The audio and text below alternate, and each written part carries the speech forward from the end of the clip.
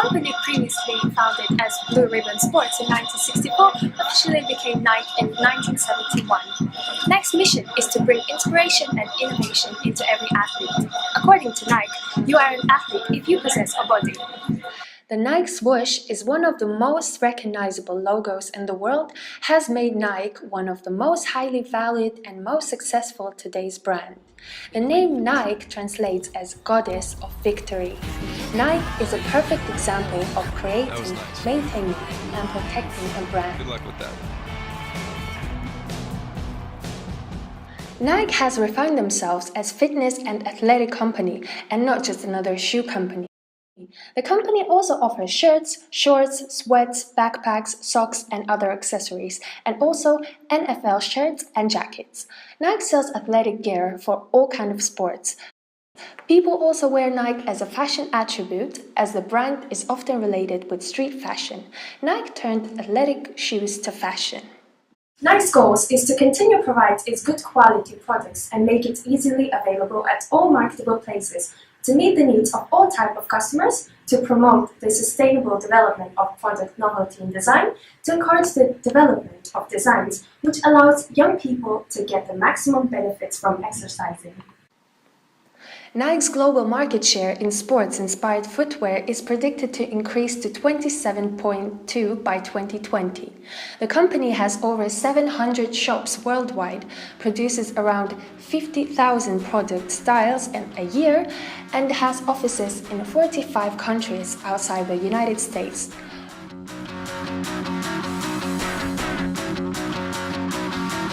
Stop the run, can't stop the run, you can't stop the run. Nike sells their products through Nike stores and official online pages, as well as through partner stores and online sites such as Urban Outfitters, Very.co.uk, JD Sports, and many more.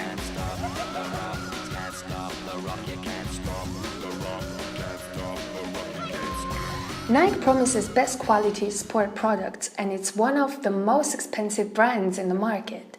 However, the company has designed its pricing structure in a way to make it competitive to other shoe sellers.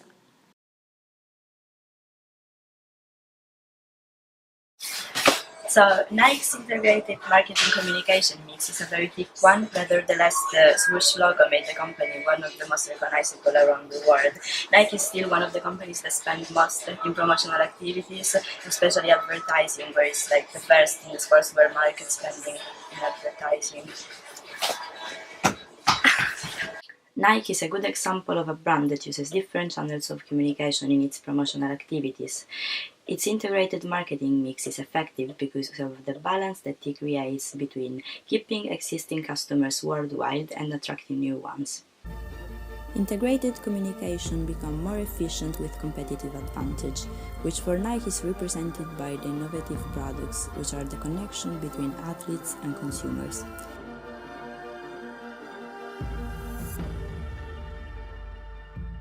In addition, it is noticeable how Nike puts effort into reaching the customers with two-way communications, making the customers' journeys as much pleasant as possible, and keeping the corporate identity clear and current. The brand maximizes awareness, liking, preference, conviction, and loyalty in the consumers. It does it taking care of each step of the consumer's journey, since when they still are potential customers, still beyond the action of purchase. Nike uses both push and pull strategies, but focuses on the pull one more because of its preference in advertising and mass media promotions. Nike is one of the companies that spend more on advertising. It spent £3.9 million advertising its sports clothing and shoe ranges last year, with 72% of this amount going on television adverts. The company's advertisements present popular personalities such as professional athletes. Using celebrities in advertising, Nike promotes the brand to customers by motivating them to emulate their preference. In advertising, Nike's goal is to reach the majority of target customers with the biggest possible impact. Successful advertisements promote the brand to customer and improve their perception of the company. Advertising is typically expensive, still, when successfully implemented, Nike gets the benefit of a stronger brand image and a higher demand for its product. Nike's biggest campaign of 2014 was its Risk Everything football campaign by the American advertising agency Wyden plus Kennedy. The advertisement campaign, spanning radio, television, out-of-home, online advertising and print media, included 3 television adverts: Risk Everything, Winner Stays and The Last Game, released around the FIFA World Cup 2014 and featuring football stars such as Cristiano Ronaldo and Wayne Rooney. Nike is also well known because of its stunning billboards, mostly displaying brilliant samples of creative ads. An exceptional example of applied creativity is the billboard for Nike Free Flying It, which has been filmed and turned into a video advert, performing live knitting on a giant outdoor billboard in Shanghai.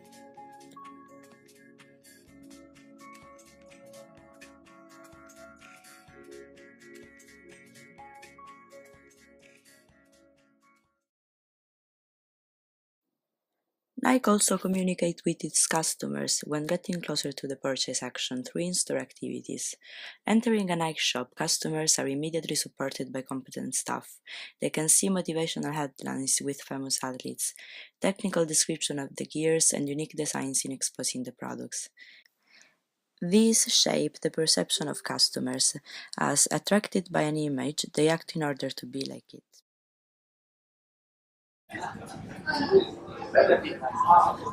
Nike plays top athletes in many sports to use their products and promote and advertise their technology and design. Nike's first professional athlete endorser was Romanian tennis player Irina. The signing of basketball player Michael Jordan in 1984, with his subsequent promotion of Nike over the course of his career, with Spike Lee as Mars Blankman, proved to be one of the biggest boosts to Nike's publicity and net sales. Nike also sponsored some of the biggest names in football. So what made you choose Nike? I feel like Nike is just a brand that's cut above the rest. I feel like they're very innovative and they bring out things just like way before every other brand. So I feel like other companies copy Nike when they bring, for example, the Tech Fleece, and so I feel like so many companies are starting to bring out clothing similar to their brand. So. And I've heard you've been a player for Nike. Yeah. What do you like about the company as Nike? Do you like the ethics of the company? I think what attracted me to Nike was it was very family orientated. So as soon as I got there, they treated me like I was one of their own. They gave me all the products that I needed, everything, just to make sure that I was performing at the highest level. So I was happy. Is there any celebrity you follow that maybe wears Nike? I don't know, it might be cliche, but I think my favourite celebrity, best footballer, probably Ronaldinho. The best ever for me, I think, just because he likes to enjoy the game. And here that's for Nike as well.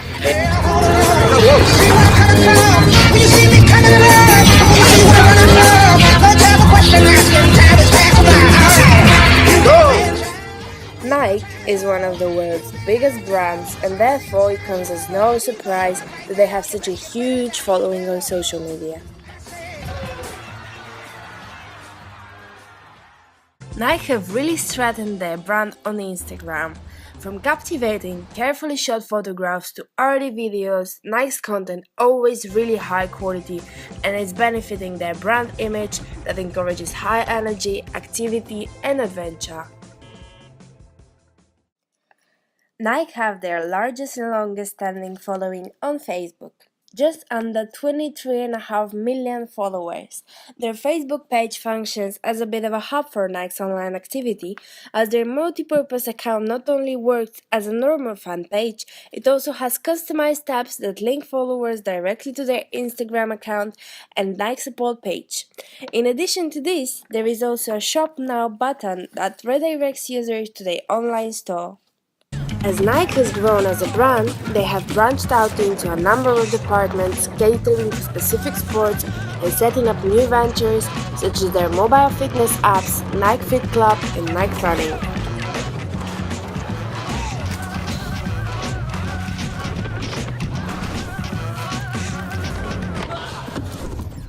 For this reason, Nike have a multitude of Twitter accounts representing each of the different sports they have involvement in. for different regions where they have their largest market bases and account specifically for women, and also one offering support to athletes from other athletes. Sales promotions in Nike's marketing communications mix drive demand from new customers because they are motivated to purchase the firm's products on the basis of these perceived benefits. However, as it is the world's leading sport brand, Nike's customers are mostly loyal ones, so other marketing strategies are preferred in order to keep these customers. The only time you will find Nike products on sale is at other retailers like Models, Foot Locker, Finish Line, JD, and outlets such as Woodbury Commons. Nike does its personal selling in stores. As we interview one of the staff members, Nike ensures that the staff is especially trained so they can provide the excellent customer service.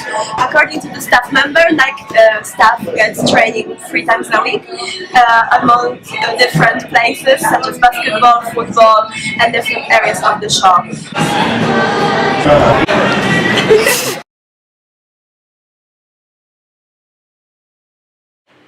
Nike uses direct marketing to promote new products to the target market. However, to make a bigger impact, Nike uses salespeople to approach individuals or certain organizations. For example, sports organizations in colleges. They do it to create a stronger relationship between the brand and the customers. Who are Nike customers? According to Nike, everyone that has a body can be an athlete.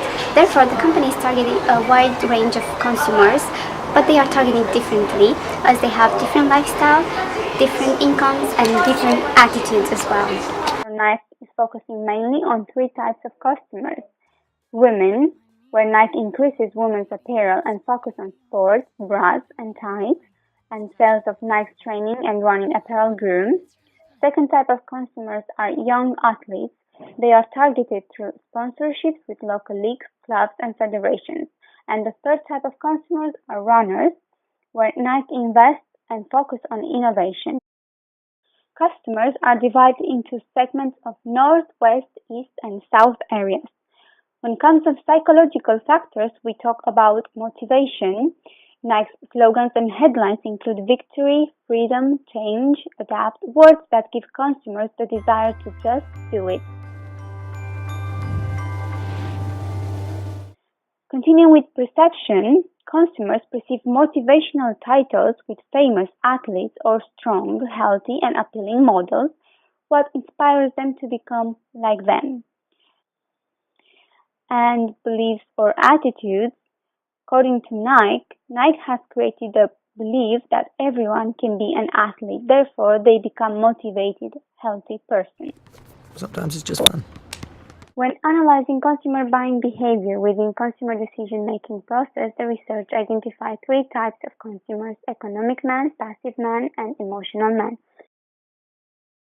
So, why do you choose Nike? Well, firstly, I think I've got a different reason to most. So, my brother, he used to play for Nike Academy, and he's sponsored by Nike, so he gets a lot of Nike stuff for free. So, that's one of the reasons.